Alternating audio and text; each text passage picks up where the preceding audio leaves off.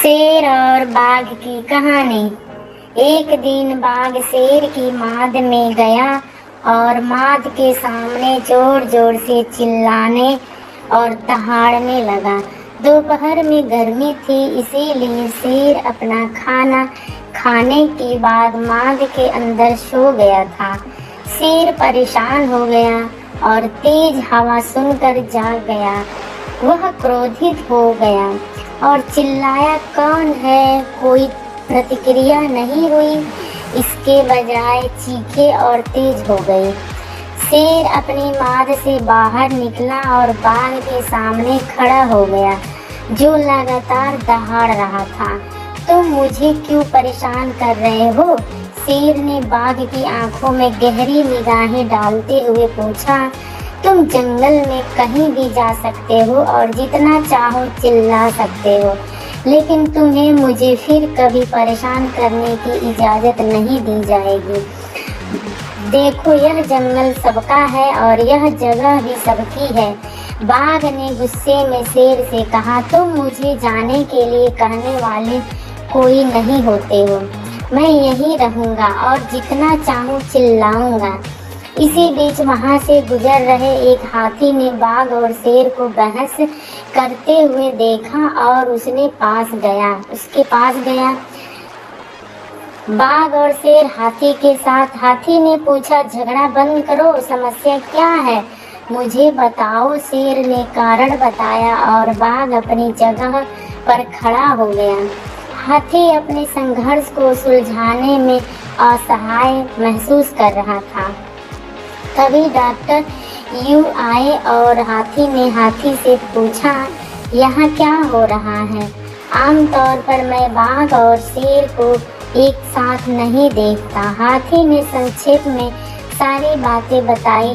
Doctor dough चिल्लाए, यही तो पूरी समस्या है। डॉक्टर डो कबूतर ने इस सहज व्यवहार से हाथी हैरान रह गया। हाथी ने पूछा, क्या तुम्हें नहीं लगता कि यह चिंता का विषय है? हाँ, समस्या तो है, लेकिन मुझे सुलझाना मुश्किल नहीं। कबूतर के जवाब से हाथी और भी उलझन में पड़ गया। डॉक्टर डो आगे बढ़े और बाघ और शेर के बीच मड़राने लगे। बाघ और शेर दोनों ही इस बात से चिढ़ गए और जल्दी ही अपनी बहस बंद कर दी। यह देखकर डो ने कहा, प्यारे दोस्तों, आप खुद ही समस्याओं को आसानी से सुलझा सकते हैं। यह सुनकर बाघ और शेर दोनों ही हैरान हो गए और बोले, कैसे? यह आसान है। डॉक्टर डो ने कहा, बाघ चिल्लाता रह सकता है और शेर अपनी नींद जारी रख सकता है। आप मूर्ख हैं। डॉक्टर डो शेर ने दहाड़ते हुए कहा, आप केवल पैरों से कांटे निकालने, आंखों से धूल झाड़ने और कटने फटने के घावों का इलाज करने के लिए ही उपयुक्त हैं, लेकिन ऐसी समस्याओं के लिए नहीं। हमें अकेला छोड़ दो, हम अपनी समस्याओं को खुद ही सुलझा लेंगे। बाघ ने कबूतर से कहा, नहीं मेरे प्यारे दोस्तों, कृपया मेरी बात सुनो। डॉक्टर कबूतर ने सुझाव दिया कि शेर को उसका पीछा करना चाहिए और माद में प्रवेश करना चाहिए। अतः मैं शेर सहमत हो गया और कबूतर का पीछा किया। जैसे ही शेर माद के अंदर गया, कबूतर ने उसे रुई के 2 टुकड़े दिए। श्रीमान शेर, ये रुई की गांठें आपको बाघ की चीख से बचाने में मदद करेगी। कृपया इन गांठों को अपने प्रत्येक कान में डाल लें और शांति से सो जाएं। शेर ने डॉक्टर डो की सलाह पालन किया और शेर और डॉक्टर डो दोनों चुपचाप माद से बाहर निकल गए। मिस्टर टाइगर, कृपया जितना हो सके उतनी जोर से दहाड़ना। डॉक्टर डो ने बाघ को निर्देश दिया। आपको शेर से कोई शिकायत नहीं होगी? बाघ ने जोर से चिल्लाया, लेकिन शेर पर इसका कोई असर नहीं हुआ। शेर कबूतर से बधाई देने के लिए अपना पंजा हिलाते हुए अपनी माद में वापस चला गया। बाघ इस प्रकार हरकत से क्रोधित हो गया और जितनी जोर से हो सकता था चिल्लाने लगा। वह यह भी समझ नहीं पा रहा था कि शेर शांत क्यों नहीं हो रहा है।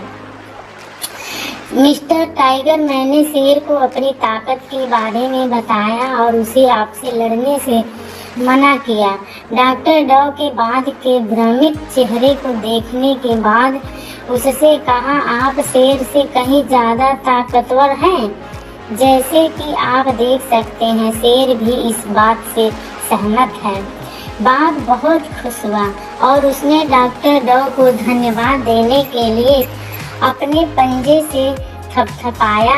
मिस्टर टाइगर, आपको शेर की मांद के करीब नहीं रहना चाहिए, डॉक्टर डॉ ने कहा, क्योंकि दूसरे जानवरों आपको यहाँ देखकर सोच सकते हैं कि आप शेर की सेवा कर रहे हैं। इसलिए मेरी सलाह है कि आप उस पहाड़ी की चोटी पर चले जाएं और वहीं रहें।